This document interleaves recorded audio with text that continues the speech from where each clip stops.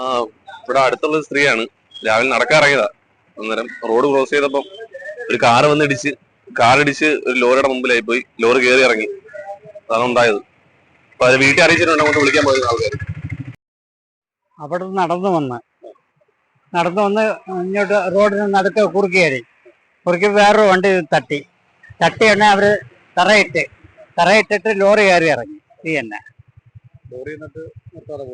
നിർത്തുകയും ചെയ്ത് ഒരു 10 മീറ്റർ ദൂരം നിർത്തിയിട്ട് അവരങ്ങ് പോയി. ഭയന്നാണ് പോയത്. കൊല്ലം നിലമേലിൽ പ്രഭാത സവാരിക്കിറങ്ങിയ സ്ത്രീ റോഡ് മുറിച്ചു കടക്കവേ വാഹനമിടിച്ച് മരണപ്പെട്ടു. ഇന്ന് രാവിലെ 6 മണിയോടുകൂടി നിലമേൽ മുരുക്കുമണ്ണിലാണ് അപകടം നടന്നത്. മുരുക്കുമൺ പ്ലാച്ചിറവട്ടം വീട്ടിൽ 51 വയസ്സുള്ള ഷൈല ബീവിയാണ് അപകടത്തിൽ മരണപ്പെട്ടത്. രാവിലെ 6 മണിയോടുകൂടി പ്രഭാത സവാരിക്കിറങ്ങിയ ഷൈല ബീവി MC റോഡ് മുറിച്ചു കടക്കാൻ ശ്രമിക്കവേ തിരുവനന്തപുരം ഭാഗത്തു നിന്ന് വന്ന കാർ ഇടിച്ചു തെറിപ്പിക്കുകയായിരുന്നു. കാറിന്റെ ഇടിയേറ്റ് റോഡിൽ തെറിച്ചു വീണ ഷൈല ബീവിയുടെ ശരീരത്തിലൂടെ എതിർദിശയിൽ വന്ന ലോറി കയറിയിറങ്ങി. ഷൈല ബീവി തൽക്ഷണം മരണപ്പെടുകയും ഷൈല ബീവിയുടെ മൃതദേഹം ചിന്നിച്ചിതറിയ അവസ്ഥയിലുമായിരുന്നു.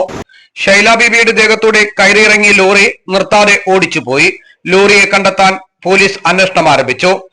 കടക്കിൽ നിന്നും ഫയർഫോഴ്സ് സംഘമെത്തി റോഡ് വൃത്തിയാക്കിയതിനു ശേഷമാണ് MC റോഡിൽ ഗതാഗതം പുനഃസ്ഥാപിക്കാൻ കഴിഞ്ഞത്.